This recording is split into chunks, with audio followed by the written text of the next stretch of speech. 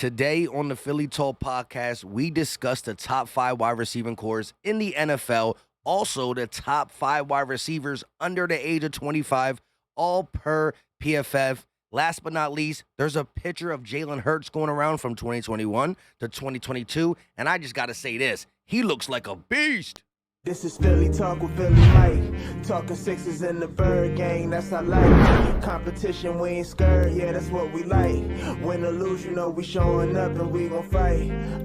You see we strive for the sky every day that go by. And every single week we screaming fly, Eagles fly. This is Philly Talk with Philly Mike, yeah. This is Philly Talk with Philly Mike, yeah.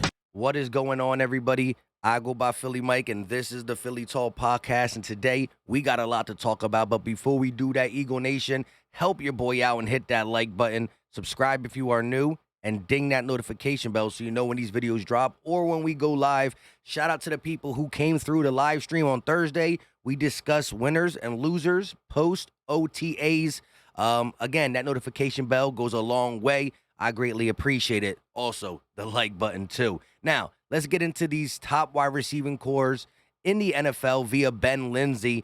Let's start with number 1, the Cincinnati Bengals. And I can't really argue that, right? Jamar Chase broke Justin Jefferson's rookie record of wide receiver yards. He's just an absolute beast. And then they got guys like T. Higgins, who's coming up as well. T. Higgins is no slouch. And when you look at slots, Tyler Boyd might be one of the best slots in the game. I know a couple other wide receivers took a big step via the slot last year, but I ain't going to be mad at them being number 1.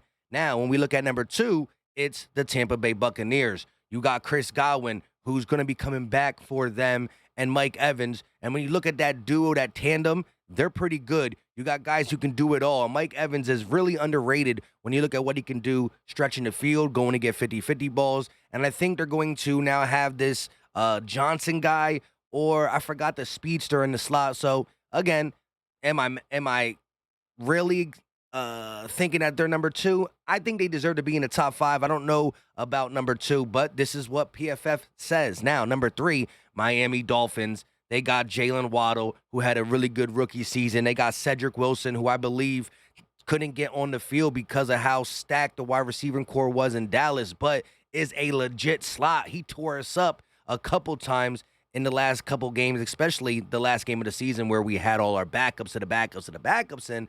But Cedric Wilson in the slot is good, and we can't forget the cheetah, Tyreek Hill, now over there with the Miami Dolphins.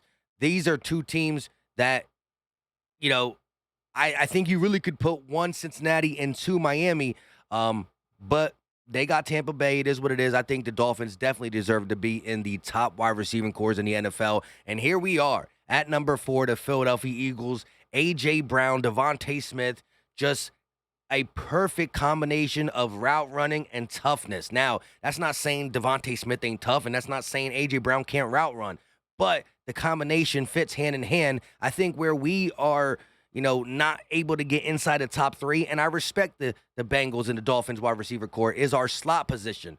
Will the Eagles try to force Jalen Reagor in it? Will they keep Quez Watkins in it, who he can play in it, no doubt about it. But last year, when he, broke out with the 647 yards as a third guy,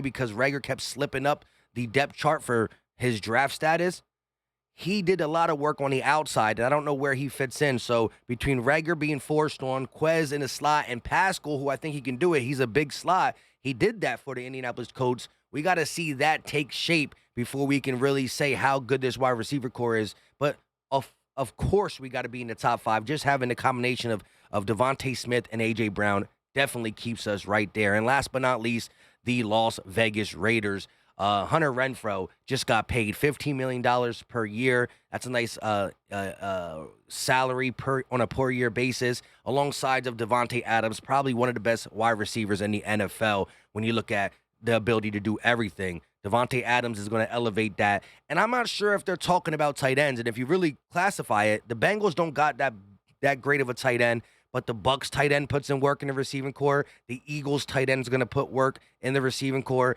And the Raiders tight end is going to put work. Not so much the Dolphins and not so much the Bengals. I don't think they're really including that. If they do, we probably get a bump up. But we got to, right? Today's tight ends are pass catchers. So I think you should include it. I don't think PFF was including it. And again, 4 being above Devontae Adams and Hunter Renfrow, I'll take it. I'll take it. We got to see what Oakland's going to do with that third wide receiver. And it's not Oakland, it's Las Vegas. We got to see what the Eagles are going to do with that third wide receiver. But it's good to know that we are in the top 5, according to PFF, per wide receivers. That's just going to make the job so much easier for Jalen Hurts, because last year when we were at this point, we were probably outside the top 20. Yes, Devontae Smith coming in as a rookie, we knew he was going to make something happen. But who else did we really trust? We believed in Quez. We thought maybe Rager would take a step, but it didn't translate for Rager, and Quez still showed that, he has some learning and some growth that he has to do. Same with Devontae Smith. These are young wide receivers.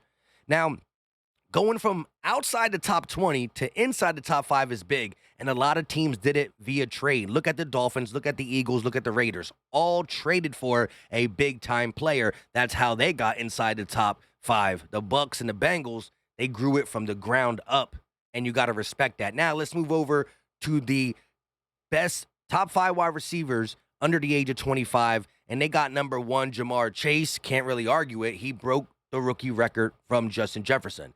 Number 2 is Justin Jefferson. Can't really argue that. He had the rookie record, and then it was broken by Jamar Chase.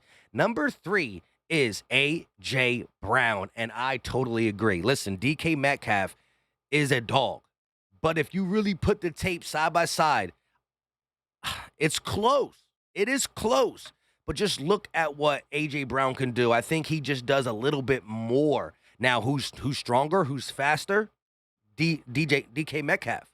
But, the better route runner, the guy who gets more yards after the catch, the guy who's probably got a better deep ball catch. I think I side that with A.J. Brown just a little bit.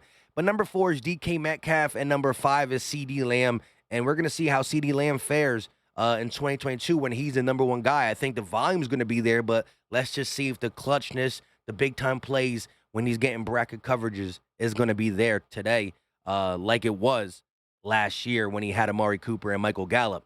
Let me know your thoughts about this list. Let me know. Again, A.J. Brown at number 3. And again, Devontae Smith will be talked about sooner rather than later when you look at the wide receivers under 25. But right now, I can't put Devontae Smith over Chase, Jefferson, Brown, Metcalf, or Lamb. I just can't. But this is only going to be his second year. He's going to grow into the actual player he is, and I love what he's doing. Again, 900 yards in a rushing offense is pretty good, especially when, again, you look at his targets and yards per targets. It's up there with some of the greats of this of the NFL and this new wide receiver era, because they get paid. They definitely get paid. Now, before we get out of here, I want to talk about this. 2021, look at his torso. Look at his arm. Look at his stature. Now, I'm not saying this is going to help in the passing department. And for A.J. Brown and Devontae Smith to really be who we think they could be, this guy got to get busy in 2022. But my man is definitely hitting the weight room. I think that's going to help him stay healthy, help him with his rushing ability, and that still has to be worried. Everybody want to talk about, we don't care if he runs the ball. Yes, you do. Because if he's running the ball at a really good rate like he did last year, if the Eagles are running the ball via the running backs at a really good rate, well, now 8 is in the box. When you got 7 and 8 in the box, that means Jalen Hurts can be easier coverage. The coverage is going to be easier to read. The coverage is going to be easier to exploit. And again, A.J. Brown, wide receiver 1. Devontae Smith, wide receiver 1. Who are you going to double? Who are you going to bracket? What are you going to do?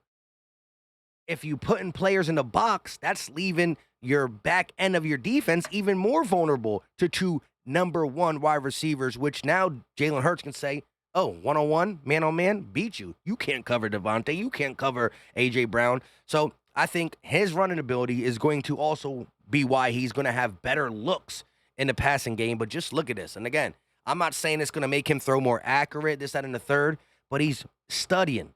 And when I say study, I don't really know he's in the books, but he's learning concepts. He's trying to read defenses better. He's trying to really grow under this system of Nick Sirianni and Shane Steichen, and he's putting in the work with his mechanics. He's doing all the things we're asking, and he's still pumping that iron. So I'm ready to see the 2022 Philadelphia Eagles, the 2022 breakout season that I'm predicting for Jalen Hurts. And if it doesn't happen, we'll talk about it. We will talk about it and discuss what needs to be done. But again, according to PFF, the top 5 wide receiving cores is via Ben Lindsay, and the top wide receivers under the age 25 is via what? Anthony Cherish, if I'm saying it right. Let me know your thoughts. Where would you put these guys? I think, again, I don't know if Tampa Bay should be number 2. They've been proven, though, right? You can say that the Raiders, the Dolphins, and the Eagles haven't proven that they are good together. So let's wait and see how things work itself out. But A.J. Brown being number 3, under 25, I can respect that. And again, he's almost 25. So he's one of the older guys when you look at him over CeeDee Lamb and Jefferson and Chase and DK Metcalf. With that being said, leave your thoughts in the comment section. Eagle Nation, I go by Philly Mike, and this is the Philly Talk Podcast. Help your boy out and hit that like button. Subscribe if you are new, and ding that notification bell so you know when these videos drop. Peace.